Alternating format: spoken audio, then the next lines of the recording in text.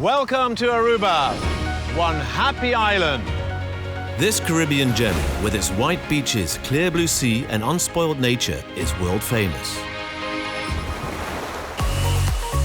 The capital of Aruba is Oranjestad. Loved for its nightlife, culinary diversity, the Caribbean atmosphere, luxury boutiques, and the colorful, unique architecture.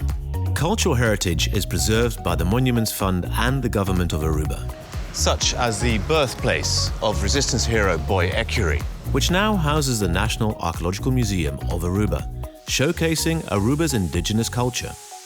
The Aruba National Park was once home to the Cacatillos Indians. In the fountain cave, you can still admire their wall paintings.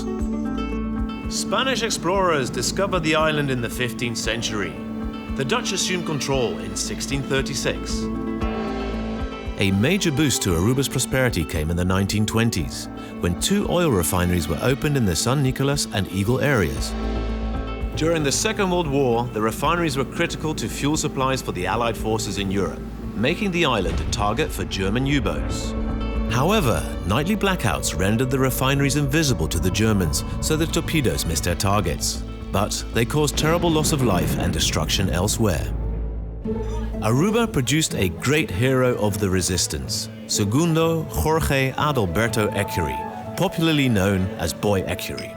He was born in Oranjestad on the 23rd of April 1922, growing up in a family of 13. 100 years ago, in 1923, the Ecurry home overlooked the harbor where the first seaplanes landed. This was the beginning of aviation on Aruba. Boy's father was the influential businessman Dundun Ecurry. At the end of 1924, he welcomed the first KLM Fokker, named the Snip.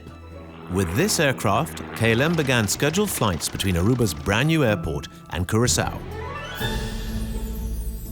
In 1937, the outspoken Boy Ecurry was sent by his father to the Netherlands. He gained his business diploma at the prestigious St. Louis Institute here in Oudenbosch. Being black meant he was sometimes bullied, which only strengthened his resolve for justice. When Germany occupied the Netherlands in 1940, It was a logical step to join the resistance. Together with his Antillean friend Louis de Lannoy, he sabotaged rail lines, set transports alight, and hid Allied pilots and soldiers from the Germans. Boy's skin color made him vulnerable. He went into hiding in Oosterwijk and Delft. while remaining active in the resistance. He was ultimately betrayed in Rotterdam. While coming out of this church, he was arrested and taken to Scheveningen prison. Where he was immediately sentenced to be executed. On the 6th of November 1944, the sentence was carried out in the dunes at Waasdorp. In 1947, Dundun Ecurry brought his son back home to Aruba, where he was buried with military honors.